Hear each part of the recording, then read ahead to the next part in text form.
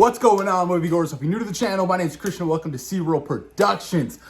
The season finale of Loki didn't disappoint you guys.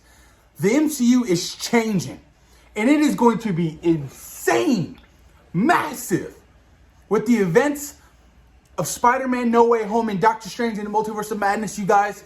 It is going to be complete insanity, and I cannot wait to experience it, you guys. This season finale was so damn good. So it picks up off from the last episode, right? They defeat Goliath, and they show up to this castle. And a lot of people are like, oh my God, what castle? Whose castle is this? They go in, they meet Miss Minutes. She's there, she's kind of creepy. Then all of a sudden, doors start opening. And one particular character comes out. My boy, Jonathan Majors, as Kang. Well, not Kang. He doesn't really call himself Kang. The conqueror, leader. They never said Kang at all. But boy, oh boy, that moment was so huge. Because I was like, oh shit. Yo, this is Kang. Like in the back of my mind, I'm like, this is Kang. They didn't disappoint. The season finale did not disappoint. Because a lot of fans were like, well, we hope they introduce Kang or somebody who's behind the whole TVA and things of that nature. And they did it. And Jonathan Majors as Kang the Conqueror was so damn good. Put him in a room with Agatha and Baron Zemo. So far, Phase 4 villains, you guys, has been spot on with Baron Zemo, with Kang. Just for that one little episode with Kang, he delivered an excellent performance.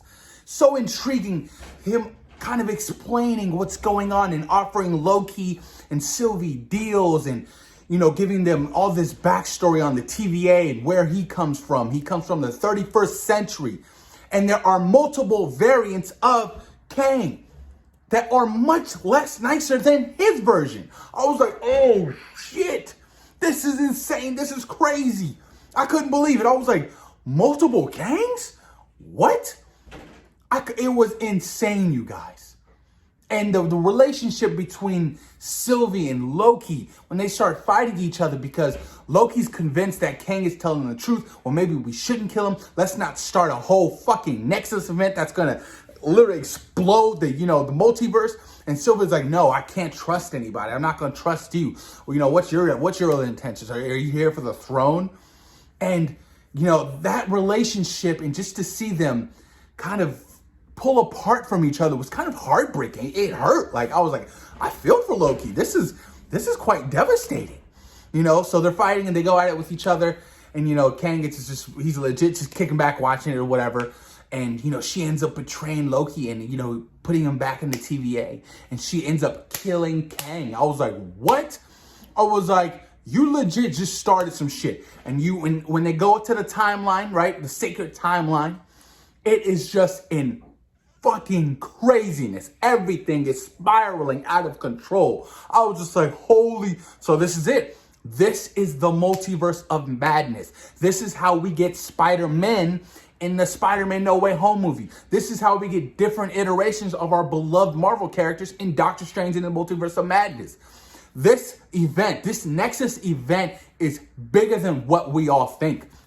And it's all Sylvie's fault. I hate Sylvie now. I can't believe you hurt my boy Loki like that. After y'all kissed, y'all glorious purpose, you guys kissed each other, it was great. And you just betrayed him and killed Kang. And he was like, I'll see you real soon. When she killed him and stabbed him right through the chest. I was like, oh man. He said even more dangerous versions of him, variants. Oh, I cannot believe it. I cannot believe what's going to happen, man. And you jump forward to the TVA, Loki's there, and Rainslayer's there. Well, she escaped. She was approached by Mobius. They had their moment or whatever, and, she spared him again, and she left. Nobody knows where she went. Nobody knows. But she was obviously working for Miss Minutes still. Miss Minutes and her probably still have a trustworthy relationship. But then it's insane because when Loki gets there, things are just different. Things are not the same.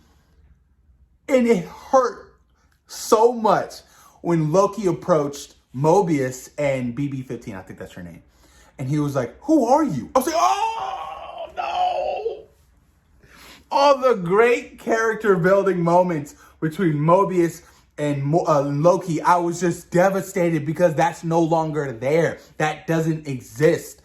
And then Loki's looking around and all of a sudden he doesn't see the statues of, the timekeepers. No, not at all. He sees the statue of Kang in his OG suit. And I was like, oh, I love it. I cannot wait to see that full reveal of Kang the Conqueror in the MCU, guys. What a great introduction to the character. He's going to be coming back for Ant-Man and the Wasp: Quantumania. Super stoked about that. Cannot wait.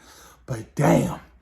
Loki Season 2 is in the works too. That is the post-credit scene. Loki Season 2 is in the works along with the What If series for Disney Plus. So those are the only two confirmed Disney Plus series that are going to be getting second seasons, which is very much exciting. I cannot wait to see what the hell is going to happen. And apparently the Hollywood Reporter came out and stating that Loki will appear in Doctor Strange and Multiverse of Madness, which makes sense. Because now Doctor Strange is going to have to put all kinds of shit back together. This is going to...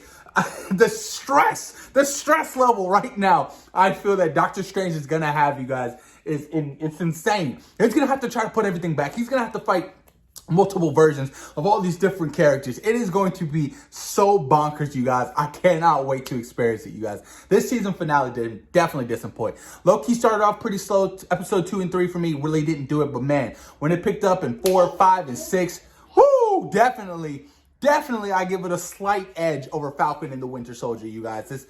This series has been phenomenal, and I cannot wait for season 2 and where it's going to take place. Is it going to take place after Ant-Man and the Wasp: Quantumania? No idea, but I'm pretty sure they have a bunch of stories in line for the next season, you guys. Hopefully we see some of the classic variant Lokis return, because I want to see Kid Loki return. I want to see classic Loki return in some kind of way, you know what I mean?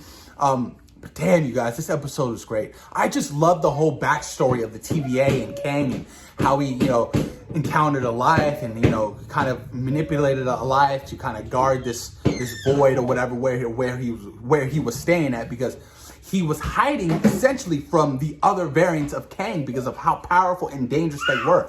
And it definitely took from the Jonathan Hickman's comic of Reed Richards working with other Reed Richards from the Multiverse and sharing knowledge and stuff like that. Like, that was so intriguing to me. I was like, oh, they're definitely going down that route, and I love it. And there is that, that connection to Reed Richards and the Fantastic Four with Kang the Conqueror.